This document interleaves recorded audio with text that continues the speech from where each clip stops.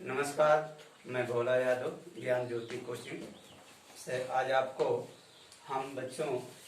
हम लोग न्यूक्लिक अम्ल के बारे में पढ़ेंगे।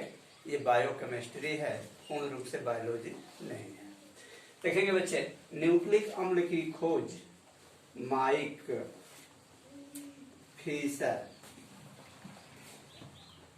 फिशर नामक वैज्ञानिक ने किया था। ठीक ना। न्यूक्लिक अम्ल की खोज माइक फिशर नामक वैज्ञानिक ने किया था और इन्होंने प्रत्येक कोशिका के केंद्रक में, ठीक ना, ये जैसे सेल है, ठीक है, ये प्रत्येक सेल के अंदर एक केंद्रक होता है और केंद्रक के अंदर पाए जाने वाला जो द्रव है इसी को उन्होंने कहा न्यूक्लिक अम्ल।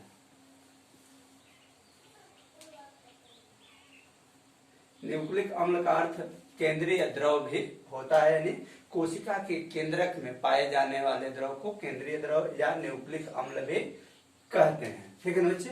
तो यह एक प्रकार का प्रोटीन है।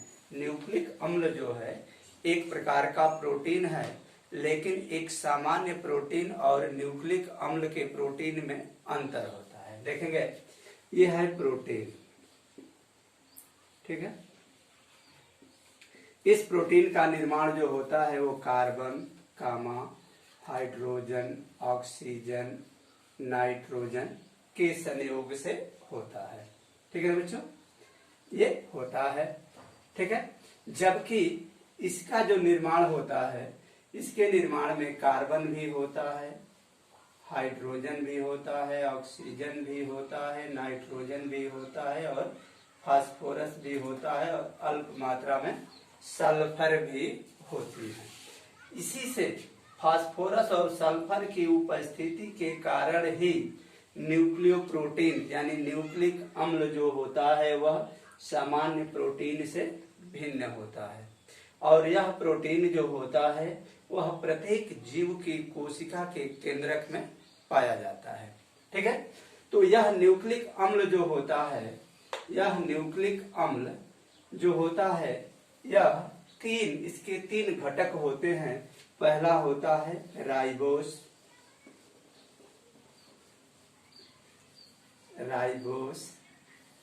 दूसरा होता है नाइट्रोजनस क्षार,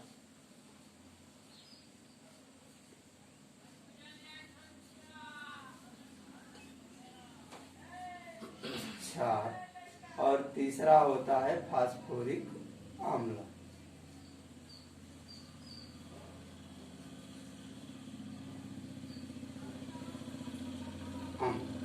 ठीक है बच्चे, यानी ये तीन घटक जो होते हैं और इन तीन घटकों से यह जो बनता है इसका पहला भाग होता है DNA और दूसरा भाग होता है RNA।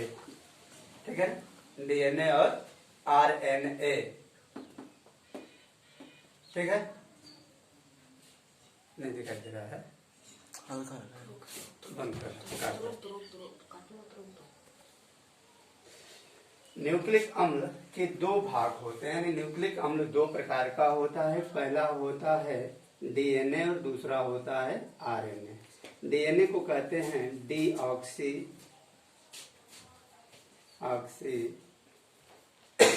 राइबोस न्यूक्लिक अम्ल, इसको कहते हैं राइबोस न्यूक्लिक अम्ल, इसका फुल नेम होता है बच्चे। ठीक है ना। अब हम बताएंगे बच्चे, यह जो होता है DNA जो होता है, DNA किसी भी कोशिका के, ठीक है ना, केंद्रक भाग में इसमें होता है। ठीक ना। इसके अंदर जो है DNA होता है, जबकि RNA जो होता है यह कोशिका द्रव में होता है।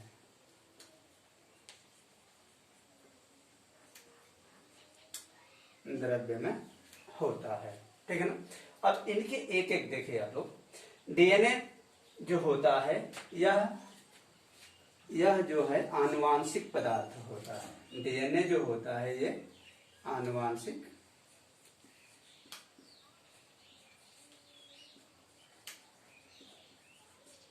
अर्थात जीवों में जो पैतृक लक्षण पीढ़ी दर पीढ़ी स्थानांतरित होती हैं उसका कार्य जो है डीएनए करता है, इसीलिए इसे आनुवांशिक पदार्थ भी कहते हैं। इसका निर्माण जो होता है वह शर्करा, नाइट्रोजनस क्षार और फास्फोरस के मिलने से होता है। अब एक एक करके बताएंगे बच्चे। जो शर्करा होता है वो 5 कार्बन वाला होता है। 6 कार्बन वाला जो होता है, 6 कार्बन का जो होता है उसको हम क्या कहते हैं? ग्लूकोज। सॉरी, यहाँ देखेंगे हम लोग।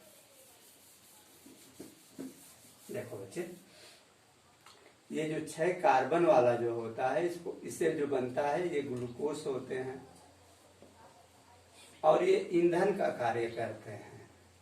यानी ग्लूकोज फ्रक्टोज जो बनता है वह ईंधन का कार्य करता है, जबकि कार्बन जो 5 होता है यही राइबोस बनता है और ये जैव अणु बनता है। जैव अणु का निर्माण करता है। ठीक है ना।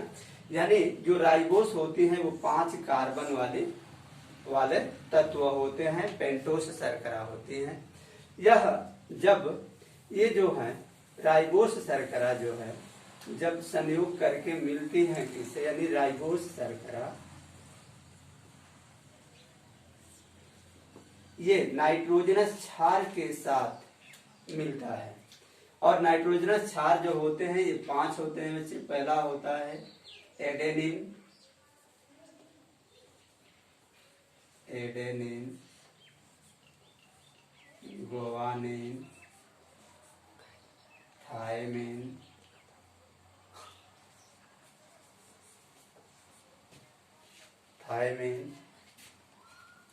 ठीक है, थायमिन और यूरेसिल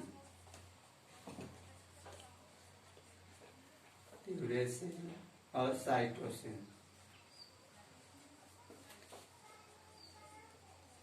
इनका सांकेतिक A, G, T, U और C होता है सांकेतिक भाषा। ठीक है बच्चे। तो जब इन नाइट्रोजनस क्षार के साथ जब यह मिलता है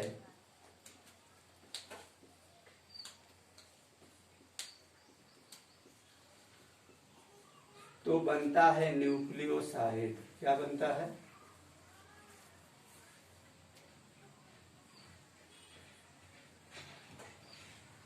न्यूक्लियोसाइड बनता है। और यह न्यूक्लियोसाइड जब पुनः फास्फोरिक अम्ल से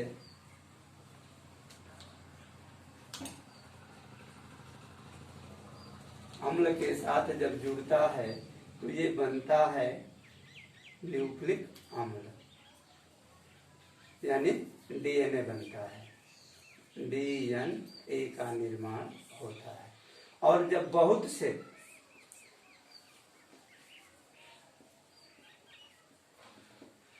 से डीएनए जब मिलता है तो क्या बनता है? न्यूक्लिक अम्ल बनता है। अम्ल बनता है बच्चे। ठीक है ना।